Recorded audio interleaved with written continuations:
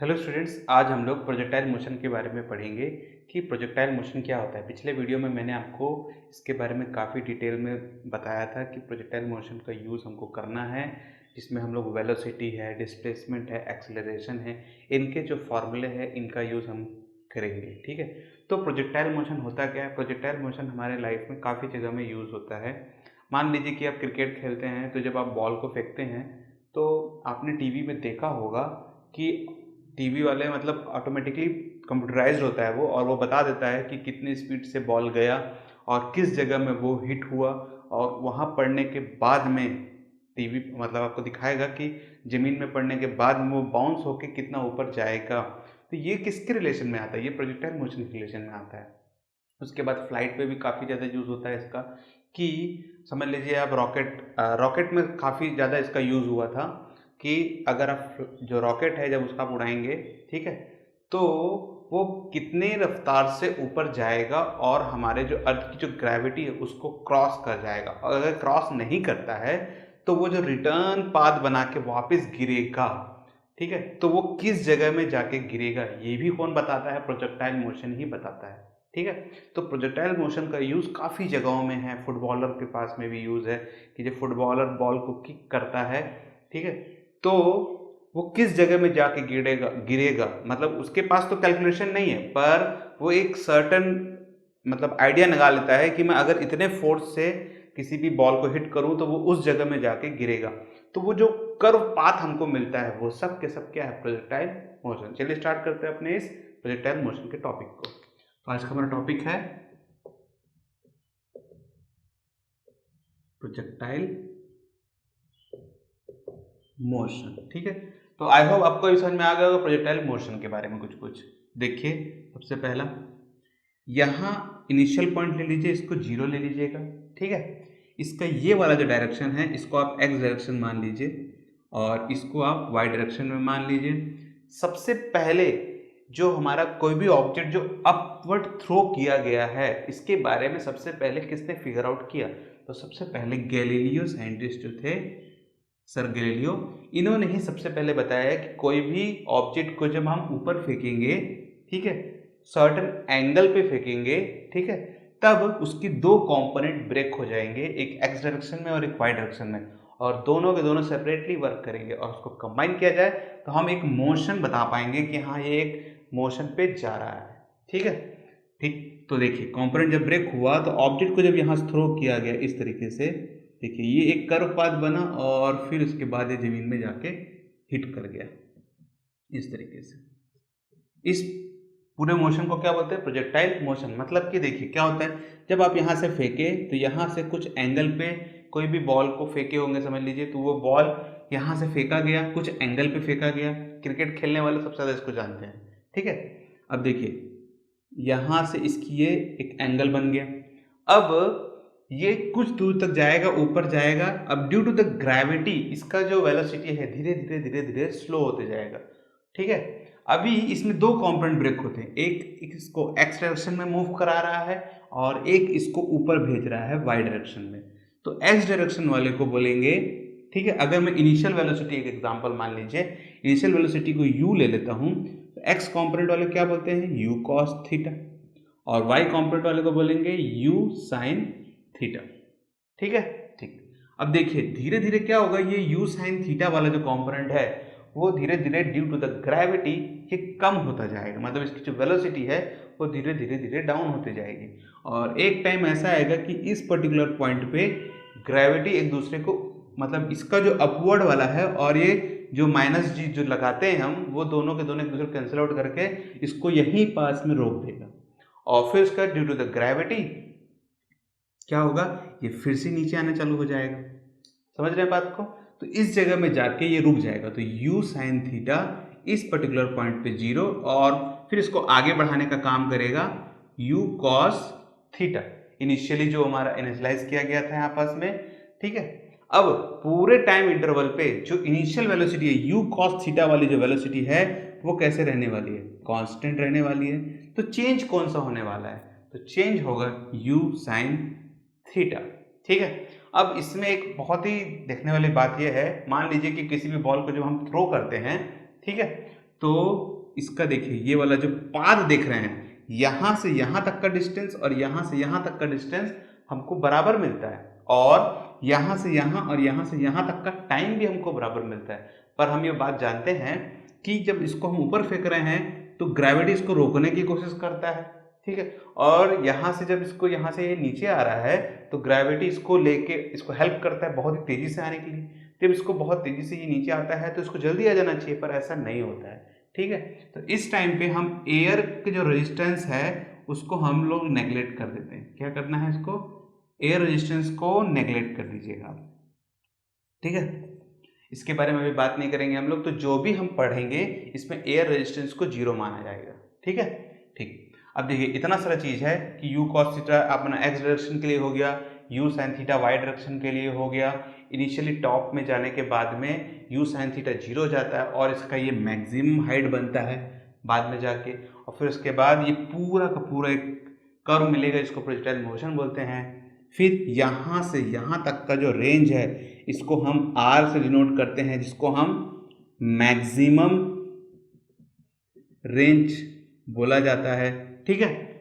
फिर उसके बाद देखिए ये जो एंगल देख रहे हैं ये किस एंगल से फेंका जाएगा कि हमारा ये जो मैक्सिमम रेंज है ये मैक्स टू मैक्स मिले, ठीक है। अब ऐसा नहीं है कि आप इसके एंगल को बढ़ा देंगे तो पता चला कि बहुत ऊपर फेंके, इस एंगल से एंगल को बढ़ा दिया और ऊपर फेंके तो ये यहीं आके गिर गया। अब एंगल को आपको ऐसा रखना है कि आपका जो ये बॉल आप फेंक रहे हैं जो ये मैक्सिमम डिस्टेंस तक जा पाए। इस सब के लिए एक इक्वेशन बनाया गया है। तो चलिए एक एक करके सारे इक्वेशन को समझते हैं। सबसे पहला path in projectile, path of projectile बोलते हैं इसको, ठीक है। तो सबसे पहले पाथ में क्या आएगा, वर्टिकल, हॉरिजॉन्टल पाथ देख लेते हैं, ठीक है। तो हॉरिजॉन्टल पाथ में क्या देखना है कि इस डायरेक्शन में जो हमारा बॉडी जा रहा है, जो बॉल जा रहा है, इसका ये जो पाथ है एक्स डायरेक्शन में वो कितना दूर तक जाएगा। मतलब मैं किसी भी पॉइंट पे, मतलब इस पॉइंट पे बता पाऊंगा कि अगर मैं इतना टाइम लूं तो मैं इस पोजीशन पे अभी यहाँ पास में रहूंगा। देखिए इसका किस टाइप से लिया जाता है। तो डिस्टेंस की फाइंड आउट करने के लिए क्या फॉर्मूला है हमारे पास में, s is equal to u t plus half a t square, यही फॉर्मूला है, ठीक है। अब ये s कॉम्पोनेंट है, ये भी ब्रेक होता है फाइनल माइनस इनिशियल से, तो इसको देखिए इस टाइप से ले सकते हैं, x minus x zero is equal to u t plus half a t square.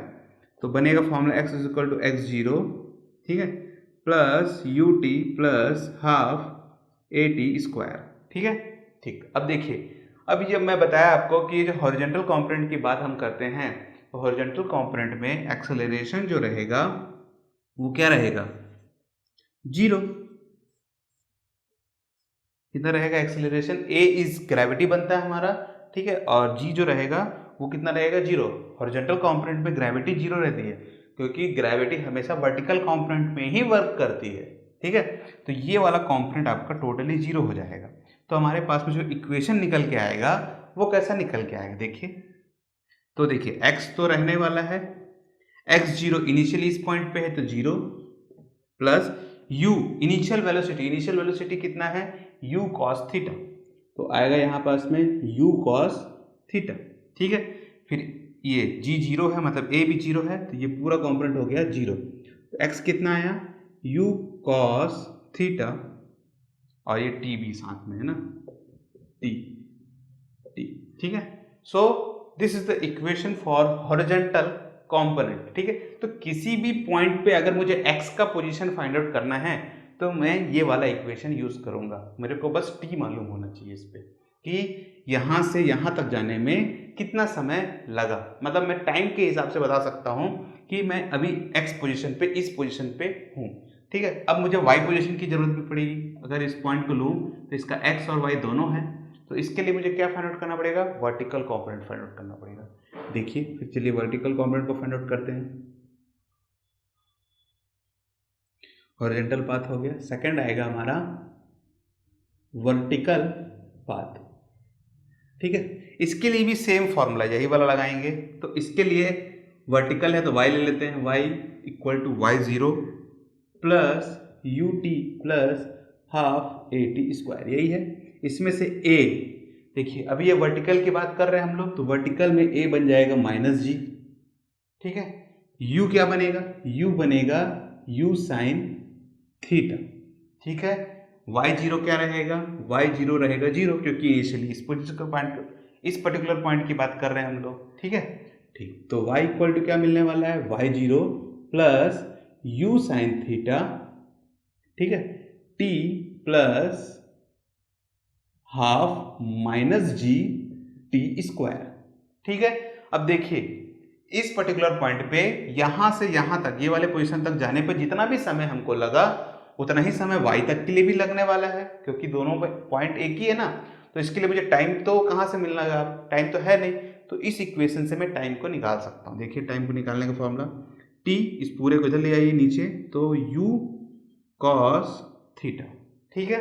अब ये वाला जो t निकला है हमारा, इसको आप इसमें पुट कर दीजिए, ठीक है। तो देखिए कितना आता है, u साइन थीटा, t की वैल्यू आ रही है x upon u cos theta, फिर ये माइनस को आप बाहर निकाल लीजिए तो g अपॉन 2, और t की वैल्यू आएगी x square upon you square cos square theta, ठीक है।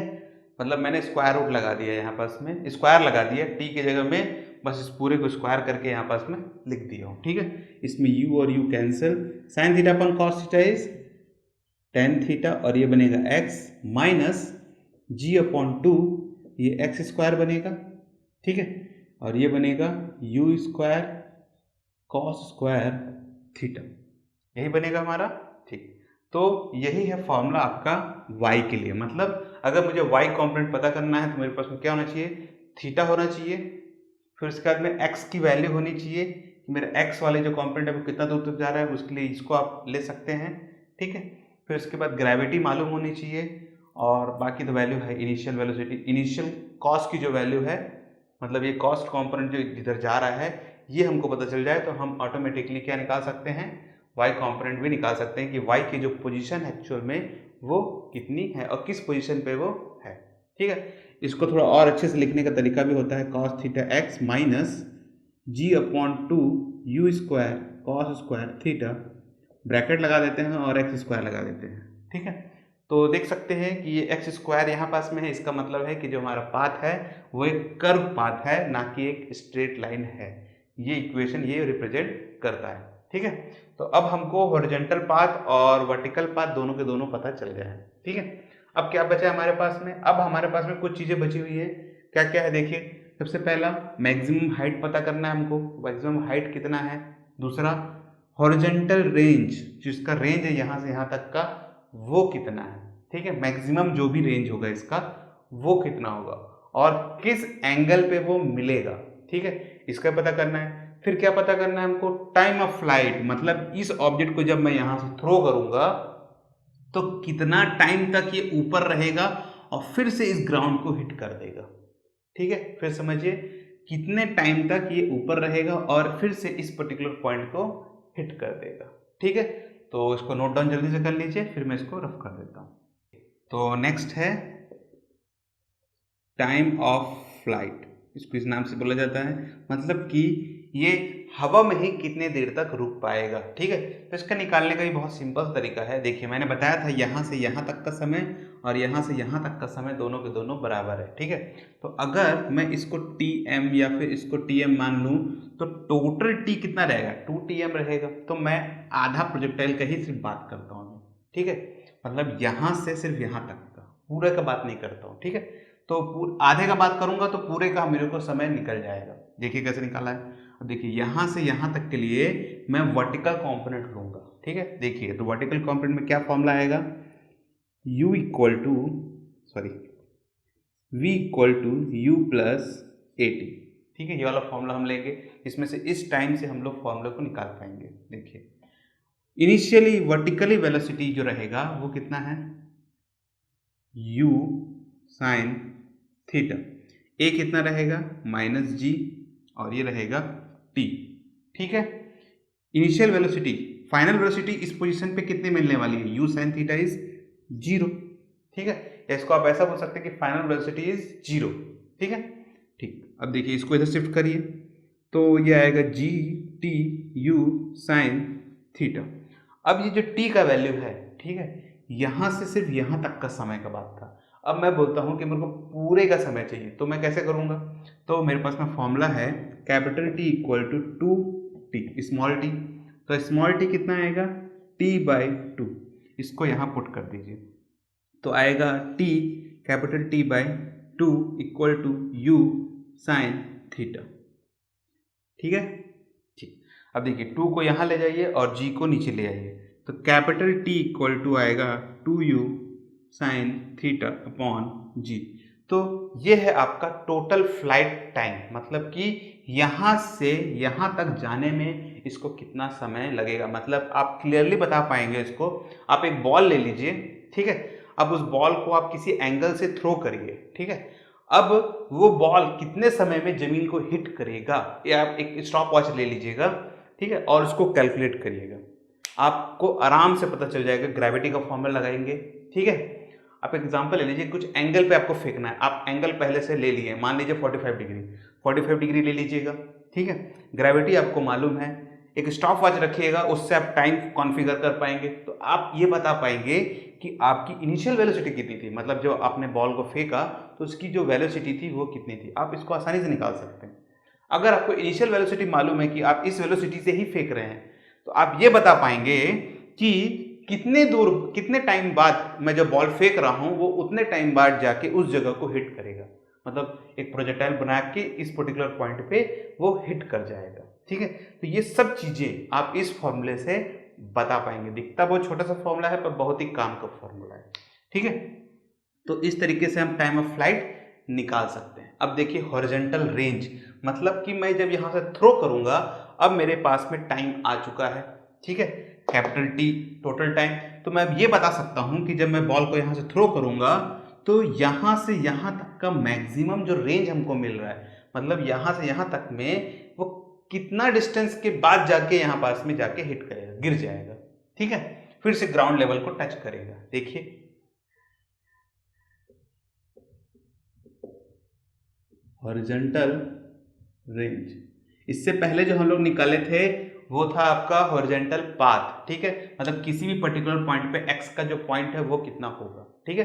अब जो निकाल रहे हैं वो टोटल हॉरिजॉन्टल रेंज निकाल रहे हैं, तो उसके लिए फॉर्मूला क्या रहेगा? आर, ठीक है, इसी को लेंगे हम लोग यू कॉस थीटा और इनटू टी, ठीक है। अब इस पर्टिकुलर पॉइंट पे हमको टी नहीं मालूम था, ठीक है, तो पर अब हमको ये टी मालूम है, कैपिटल टी लेंगे इसको इस टाइम पे, ठीक है। तो फॉर्मूला क्या आएगा? u cos theta, capital T इसको लीजिएगा, टोटल टाइम पाथ को लेना है क्योंकि हमको, तो कितना आएगा? 2u sine theta divide by g, ठीक है। इसमें से u को बाहर निकाल लीजिएगा, u 2 को बाहर ले लीजिएगा, आएगा sine theta cos theta upon g. देखिए यहाँ पास में एक ट्रिग्नोमेट्री का फॉर्मूला बन रहा है, 2 sign theta cos theta, formula होता है 2 साइन थीटा कॉस थीटा का साइन 2 थीटा। फॉर्मूला पुट कर दीजिए, u sine 2 theta upon g, ठीक है। और यही है आपका हॉरिजॉन्टल रेंज का फॉर्मूला। मतलब आप इससे ये बता सकते हैं कि किस एंगल से मैं फेंकूंगा किसी भी बॉल को या कोई भी ऑब्जेक्ट को थ्रो करूंगा तो वो कितना दूर जाके गिरेगा। इससे पता चलता है कि कितना समय लगेगा और इससे पता चलेगा कि वो किस जगह में जाके हिट करेगा, ठीक है। अब जब समझ लीजिए क्रिकेटर लोग जो रहते हैं, जो खेलते हैं, बॉल को थ्रो करते हैं, ठीक है, आप इस तरीके से बॉल को थ्रो कर रहे हैं तो करते करते उनको एक आइडिया हो जाता है कि मैं इतना स्पीड से फेंकूंगा और इतने एंगल से फेंकूंगा तो वो जाके विकेट को ही लगेगा। या फिर फुटबॉलर लोग को आइडिया हो जाता है कि करते करते कि मैं किस एंगल से उसको किक करूं तो वो जाके गोल में ही गिरेगा, या जिस पर्टिकुलर पर्सन को पास कर रहा हूं उसी के पास जाके वो गिरेगा, ठीक है। तो ये तो हो गया एक हमारा अनुमान, मतलब हमारा दिमाग ऑटोमेटिकली कैलकुलेट कर लेता है। पर अगर मैं इसको साइंटिफिकली वे लूं, ठीक है, कि मैं बोल रहा हूं कि एग्जैक्टली मेरे पास कैलकुलेशन होना चाहिए, समझ रहे हो, तब मैं कैसे फाइंड आउट करूं? तब आपको इन फॉर्मूले की जरूरत पड़ेगी, ठीक है। इसके ऊपर एक पिक्चर भी मैंने देखा था, बहुत ही बेहतरीन पिक्चर है, आप देख सकते हैं, अक्टूबर स्काई करके एक पिक्चर है, ठीक है। इसमें बताया गया है कि रॉकेट जो है उस पर कितना वर्क हुआ और प्रोजेक्टाइल मोशन का कितना बड़ा योगदान था इन फॉर्मूलों का, कि वो ये बता पाते थे कि जब फ्लाइट करना है कोई भी रॉकेट को, ठीक है, तो कितना वेलोसिटी हमको चाहिए जिससे वो ऑर्बिटल वेलोसिटी को क्रॉस कर जाए, मतलब हमारे अर्थ की जो ग्रेविटी है उसको क्रॉस कर जाए और फिर वो रिटर्न ना आए, या फिर हम किस पोजीशन पे छोड़ें, हमारे कोई भी ऑब्जेक्ट को किस पोजीशन पे छोड़ें कि वो ग्रेविटी पे ही रहे। जैसे हमारे सैटेलाइट जो हैं वो इसी पोजीशन पे रह जाते हैं और फिर बाद में अर्थ की ग्रेविटी पे ऐसे घूमते रहते हैं गोल गोल, ठीक है, उसको एक सर्टेन वेलोसिटी छोड़ दिया जाता है। मान लीजिए इनिशियल वेलोसिटी तो आपकी बराबर है हर पॉइंट पे, तो अगर इनिशियल वेलोसिटी बराबर है और इस पर्टिकुलर पॉइंट पे यहाँ पास में आने के बाद मैंने इसको छोड़ दिया, ठीक है, तो इसकी इनिशियल वेलोसिटी चेंज नहीं होने वाली, मतलब वो उतनी ही वेलोसिटी से घूमता रहेगा अर्थ के चारों तरफ में। इस टाइप से सैटेलाइट भी वर्क करता है।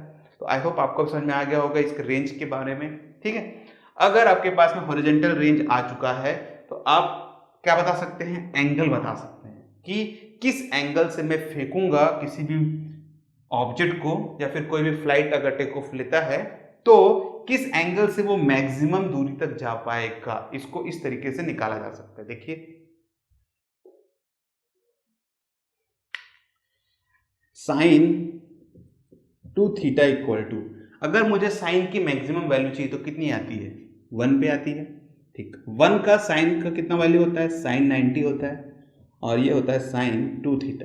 तो 2θ कितना होगा, 90 होगा, तो थीटा कितना होगा, 90/2 बनेगा 45 डिग्री। तो थीटा की वैल्यू कितनी आई, 45 डिग्री।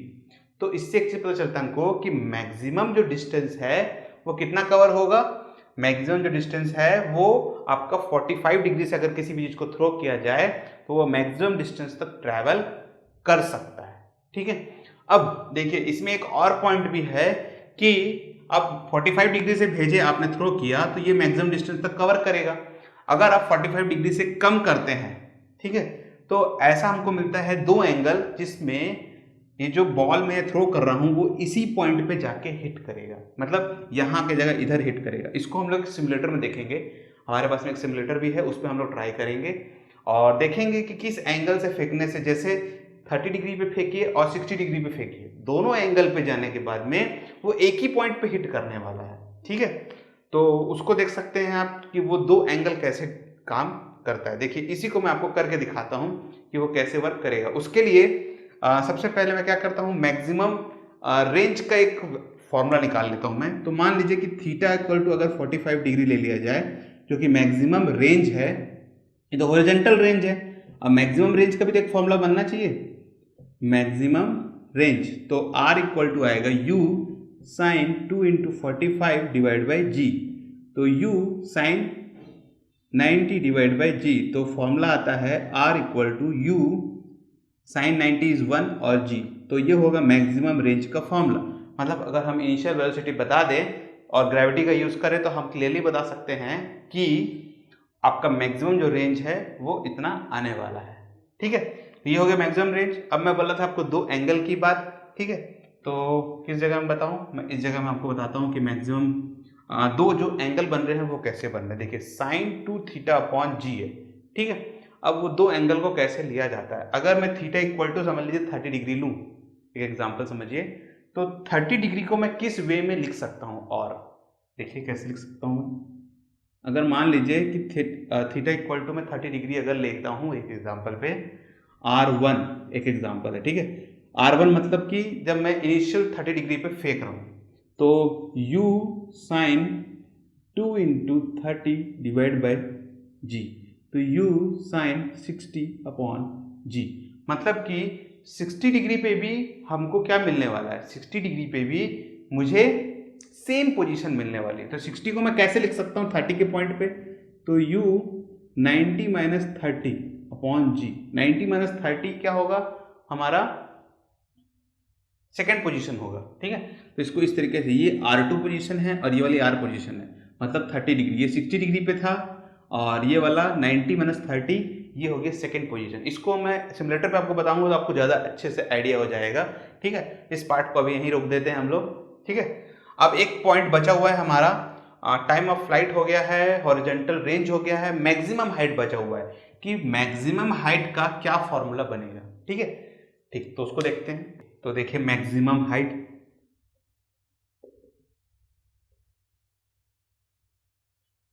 यहाँ पास तो फॉर्मूले में यू स्क्वायर रहेगा, ठीक है। अब मैक्सिमम हाइट के लिए मुझे आधे डिस्टेंस ट्रैवल करने की जरूरत है, मतलब यहाँ से यहाँ, ठीक है। तो इसका फॉर्मूला हम लोग पहले भी निकाल चुके हैं। देखिए क्या निकाले थे, y equal to y0 plus u t plus half g t square, यही वाला फॉर्मूला था। वैल्यूज को पुट कर दीजिए, y0 इज 0, u क्या रहेगा, u साइन थीटा रहेगा, u इक्वल टू, ठीक है, g को क्या लेना है हम लोग को, g इज माइनस जी रहेगा, ठीक है, ये एक्सेलरेशन है ये, तो a इक्वल टू क्या लेंगे, माइनस जी। t यहाँ से यहाँ तक का समय हमारे पास में है, क्या था वो समय का फॉर्मूला, क्या याद है आपको, देख लेते हैं कि वो टाइम का फॉर्मूला क्या था। टाइम का फॉर्मूला था t equal to 2u sine theta upon g, और मुझे यहाँ से यहाँ तक का ही समय चाहिए, तो t को नीचे ले आइए, t/2 equal to u sine theta upon g, ठीक है। तो हाफ टाइम के लिए मेरे को u साइन थीटा अपॉन जी का फॉर्मूला यूज करना है, तो t की जगह में मैं क्या यूज करूंगा, u sine theta upon g, ठीक है। सारी वैल्यूज को पुट कर दीजिए, देखिए कितना आता है, y equal to 0 plus u sine theta, t कितना आएगा, u sine theta upon g, फिर माइनस a की जगह रहेगा g अपॉन 2, t की वैल्यू की जगह आएगा u square sine square theta upon g square, ये वाला g और ये स्क्वायर कैंसर, ठीक है। देखिए अब क्या फॉर्मूला बनने वाला है हमारे पास में, u equal to u sine theta क्या मिलेगा, u square sine square theta upon g, यही मिलने वाला है, minus u square sine square theta upon 2g आएगा 2g, ठीक है।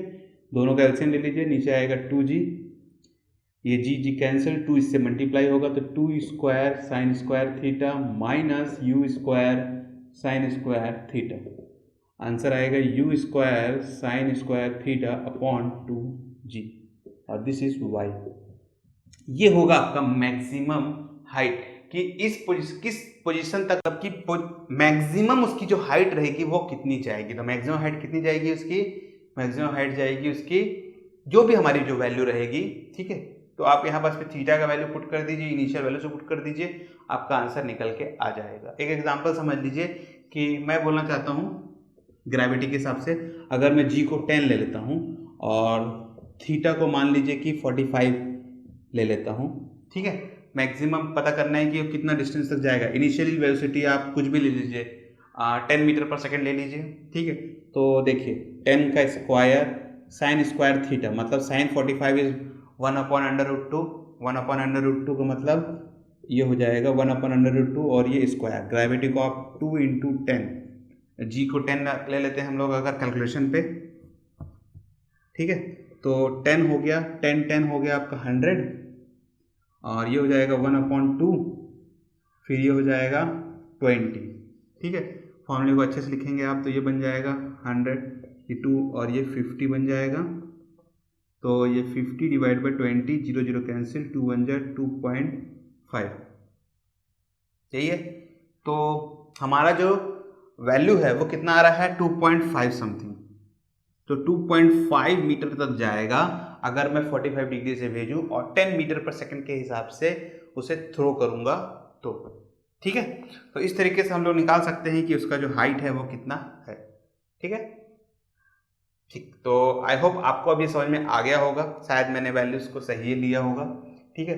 u इनिशियल वेलोसिटी है आपकी, इनिशियल वेलोसिटी को 10 मीटर पर सेकंड के हिसाब से लिए, मीटर पे ही लेना, ठीक है, किलोमीटर मत लीजिएगा आप, कैलकुलेशन को आप बाद में चेंज कर सकते हैं किलोमीटर पर आवर के हिसाब से भी। तो 10 को अगर लिया जाए तो कितना होता है, 10 किलोमीटर पे अगर लेना चाहता हूँ तो डिवाइड बाई 1000 और 3600, 0 0 0 0 cancel, 10 10 cancel, 36 kilometre per hour, यही होएगा हमारा। तो 36 किलोमीटर पर आवर के हिसाब से अगर किसी को फेंका जाए तो खाली 2.5 मीटर तक ही जाता है 45 डिग्री पे, शॉकिंग, ठीक है। फिर भी है तो है, तो 36 किलोमीटर से भेजेंगे तो सिर्फ 2.5 मीटर तक ही वो जा पाएगा, ठीक है। ठीक, तो this is the projectile motion. चलिए इसको सिमुलेटर पे भी करके देख लेते हैं कि सिमुलेटर पे हमारी जो वैल्यू आएगी वो कितनी आएगी, और जो मैं आपको 2 एंगल के बारे में बता रहा था वो कैसा होगा, सारी चीज़ें हम लोग उसमें देख लेंगे, ठीक है। इसको एक बार आप और क्रॉस चेक कर लीजिएगा अदर वैल्यूज़ को पुट करके भी, और मुझे ज़रूर कमेंट सेक्शन में बताइएगा कि जो आपकी वैल्यू है वो कितनी आ रही है। ठीक है, ठीक। ओके स्टूडेंट्स, तो ये हमारा सिमुलेटर है। देखिए बहुत ही सिंपल सिमुलेटर है, एक एक करके हम लोग सब चीज़ों को समझेंगे। ठीक है, सबसे पहले जो क्वेश्चन मैंने आपको एक तो बताया था कि अगर 10 मीटर के हिसाब से कोई बॉल को फेंका जा रहा है, ठीक है, तो उसकी जो मैक्सिमम हाइट है वो कितनी आएगी। तो हमारा आंसर 2.5 मीटर आया था। ठीक है, तो मैं भी एक बार क्रॉस चेक कर रहा था उससे। ये हमारा मीटर टेप हो गया, और ये हमारा टाइम, रेंज और हाइट बताता है। रेंज मतलब एक्स पोजिशन और हाइट मतलब वाई पोजिशन बताता है ये। ठीक है, देखिए अब मैं एक कोई बॉल ले लेता हूँ जिसका 10 मीटर पर सेकंड के हिसाब से इसको फेंकना है। इसका एंगल देखिए यहाँ पास दिख रहा होगा 45 डिग्री। ठीक है, ठीक। तो देखिए अब मैं 10 मीटर पर सेकंड से फेंक रहा हूँ, 45 डिग्री है, ग्रेविटी इस पे लगी हुई है, स्लो मोशन पे लिया हूँ। देखिए जब मैं इसको फेंकूंगा, ये मैंने फेंका और ये जाके प्रोजेक्टाइल मोशन कंप्लीट हुआ। ठीक है, फिर से देखिए इस पे मैं आपको जो हॉरिजॉन्टल और वेक्टर कंपोनेंट, देखिए यहाँ पास में आपको हॉरिजॉन्टल और एक ग्रीन कलर का जो आपको दिख रहा होगा, ये ग्रीन वाला, इसमें वर्टिकल और हॉरिजॉन्टल कंपोनेंट दोनों दिख रहे होंगे। ठीक है, अब हमको देखना है कि जो इसकी जो मैक्सिमम हाइट, देखिए इस पोजीशन से देखना है अपने को, देखिए कितना आता है। अगर मैं इसको यहाँ रखूँ तो ये नियर अबाउट 2.5 ही आ रहा है, मतलब थोड़ा बहुत ऊपर नीचे हो सकता है, पर 2.5 ही आ रहा है, एग्जैक्ट वैल्यू एकदम। ठीक है, तो इससे हमको पता चलता है कि जो हमारा फॉर्मूला था वो एकदम करेक्ट है, पहला। ठीक है, अब दूसरा चीज़ कि 45 डिग्री कम या ज़्यादा किया जाए तो जो हमारा हॉरिजॉन्टल का मैक्सिमम रेंज है वो कम होगा कि ज़्यादा होगा। ठीक है, देखिए अगर मैं इसकी एंगल को बढ़ा देता हूँ, एग्जाम्पल 55 कर देता हूँ, तो क्या ये इससे दूर गिरेगा कि पास गिरेगा। देखिए स्पीड को मैंने बिल्कुल भी चेंज नहीं किया है, देख रहे हैं, पहले गिर गया। अब ये 45 डिग्री है, अब यही रेंज मुझे किस डिग्री पे मिलेगा, तो 45 है तो जस्ट इसको 40, अभी 45 से ऊपर गया, 10 ऊपर बढ़ाए थे, 45 से नीचे लिया ये 10, तो 35 डिग्री। इस पे भी हमको जो रेंज मिलेगा, देखिए रेंज वो सेम मिलने वाला है। हाइट भले चेंज हो जाए पर जो रेंज मिलेगा वो सेम मिलेगा।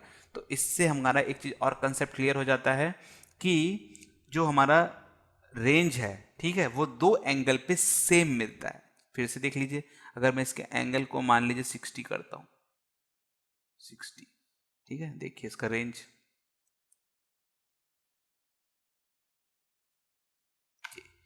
मैक्सिमम रेंज इसका कितना आया है हम टेप से नाप सकते हैं। ये हमारा टेप है,